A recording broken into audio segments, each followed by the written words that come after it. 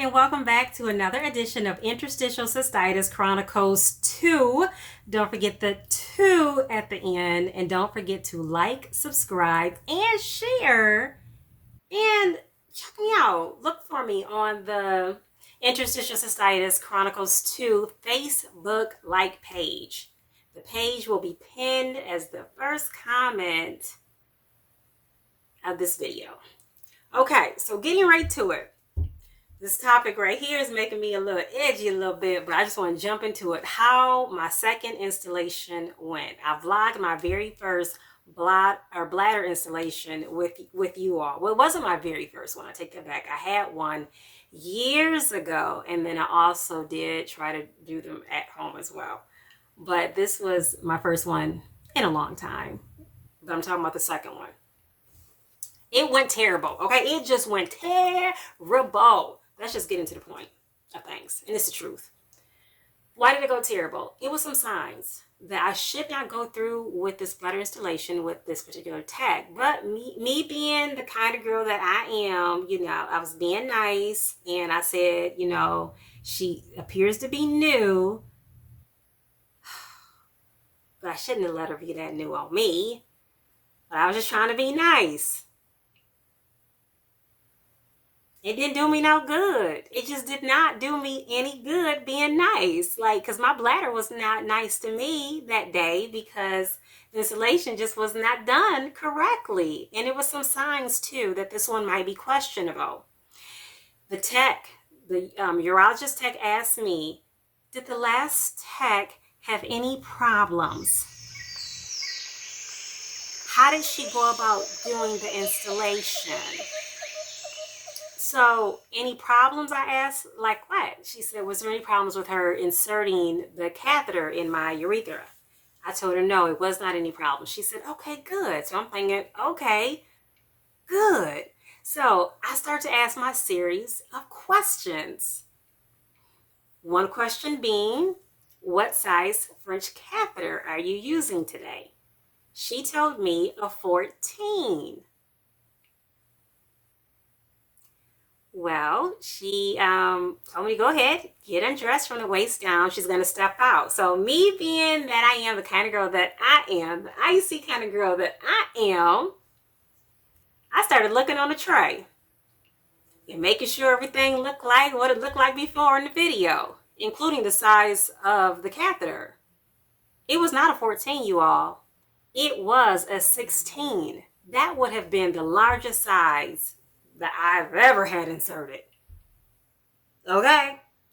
So I said, oh Lord, this is not going good. And I already felt like it was some awkward vibes, meaning I wasn't really confident in her skills.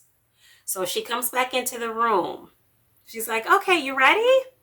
And I'm like, no, not quite yet. I was like, that's a size 16 catheter.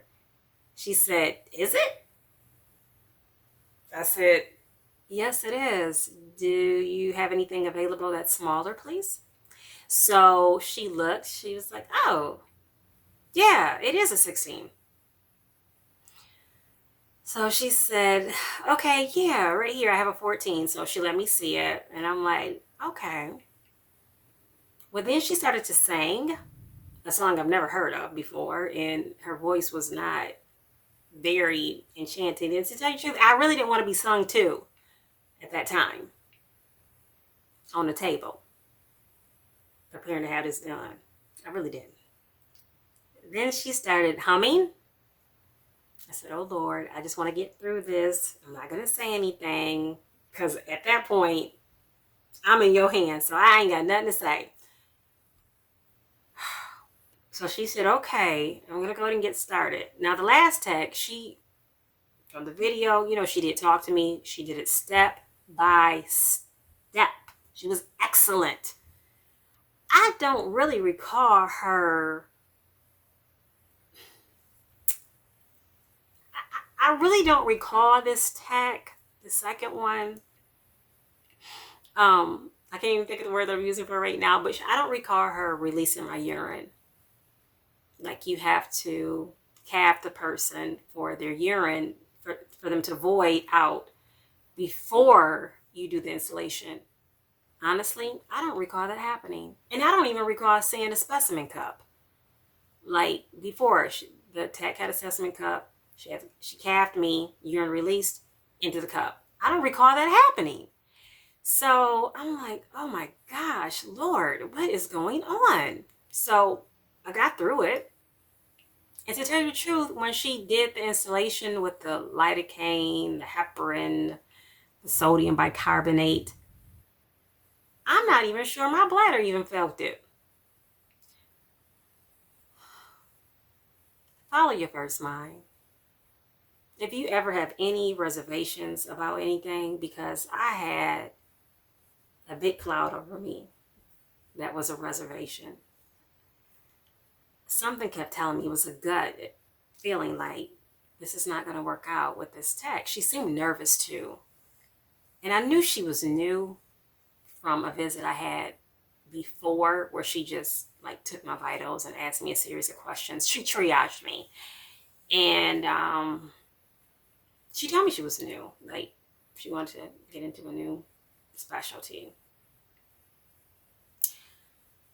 And I get it. Not everybody is equally trained. Not everybody catches on. Maybe some faster than others. Maybe some, need a little bit more time. But I was just trying to just be cool about it. Let her learn. But maybe somebody needed to be in there with her while she was doing my treatment. I did complain to the office manager. I don't want to say complain though. I did let the office manager know about my experience, because not only was the experience not what I expected it to be, because I only held that installation for 30-40 minutes, whereas before the other installation, the first one I didn't have to use the bathroom for like, 4.5 hours, something like that. It worked out really well. It was just a big difference, that second installation. But I did let the officer manager know about the experience from start to finish. Because again, you have to pay for these treatments. And on my Facebook like page, there is a breakdown of the bill. So I'm paying a copay. I'm also paying a bill that I get as far as electronic statement that was sent to me. And then I'm seeing how much insurance is paying as well. And I'm like, woo, these installations can be a little pricey. Now, the third installation that I had, it went great from start to finish. Straight to the point. Like in my video, that's exactly how the third installation went. It was superb. I am allergic to iodine, betadine, that is the cleansing agent. Before a toilet was used on me, betadine was used. No, it wasn't. I don't let that be used. So it was a toilet that was used, and I didn't do very well with that. I might be mispronouncing the name of those. It's like a wipe, a hand wipe, but it's not a hand wipe. It's to cleanse the urethra, your intimate parts, or when you're having a treatment done. So I wound up having saline water used to be the cleansing agent, and I did great with that. I had a series of 3 installations. That's what was decided upon. And then for me to meet up with my doctor, which I did have an appointment, and he asked me how it was going. I told him it went great. But then he said he's not sure if it's the installations that's working for me or if it's the antibiotic that he has me on. So he said, what do you think about us just doing the bladder instillations as needed and stay on the antibiotic? But again, if you need the installation, come back. But he said right now he just wants to observe me on the antibiotic. I haven't had a follow-up appointment with him yet because I have renewals on the antibiotic. So I'm doing fine, and it's not time for me to see my urologist. But I just wanted to do a recap of what my second and third installation was like. And again, I felt like it was important for me to speak with the office manager concerning how the second one went, because I would not want that experience to happen to one of my IC brothers or sisters. I think it is important that we do advocate for ourselves. And again, when I advocate for myself, I'm advocating for you. When you advocate for yourself, you're advocating for me as well. Because as long as I've had IC, the past installations that I've had, you kind of get to know how things are supposed to go. And too, I used to do installations at home. It just wasn't my thing that I was comfortable with. So, and I prefer to go to the clinic, but seeing how that second one went, I felt that I needed to speak out about that experience, and I did. So again, if you have a certain experience that is questionable to you, like your intuition is communicating to you, that gut instinct is talking to you, speak out.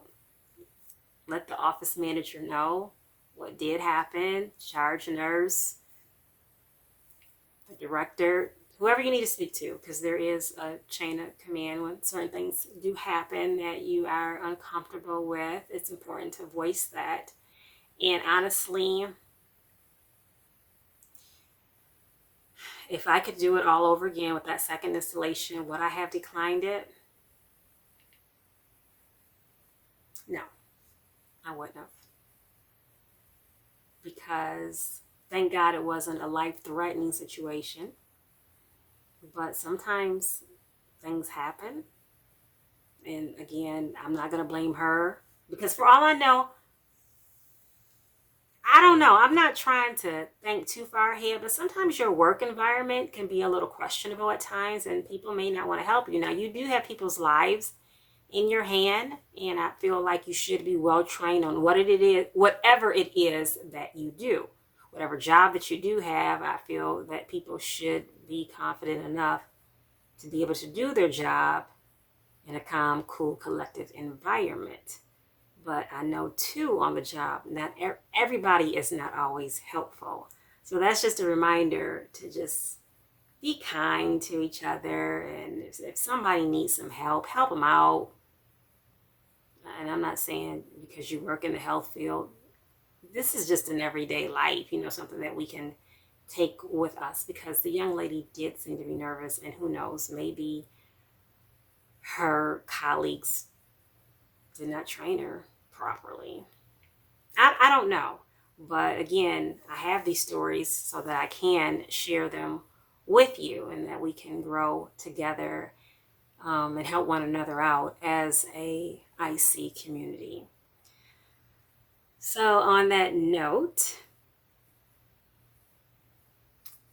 stay in the fight. Let's keep our head up. Stay in the race. And I'm going to sign off.